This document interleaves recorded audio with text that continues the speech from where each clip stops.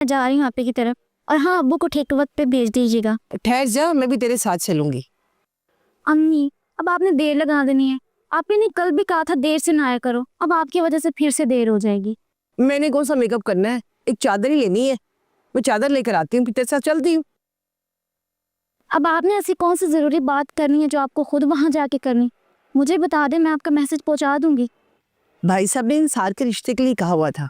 मैंने एक लड़की देखी है, सात गली में रास्ता रहती है ना, उसकी भांजी है। माशाल्लाह कद काट की भी अच्छी है, इंसार के साथ खूब सजेगी।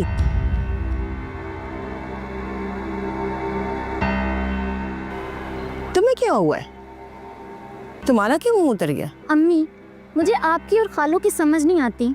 अंसार भाई की अभी उम्र ही क्या है? अभी उन्हें काम करने दें, शादी भी हो जाएगी। वैसे भी लोग पहले लड़कियों की शादी करते हैं और हमारे यहाँ उल्टी गंगा बहने लगी है। पहले भाई की शादी की जा रही है, उसूलन पहले आप ही की शादी होनी चाहिए थी ना।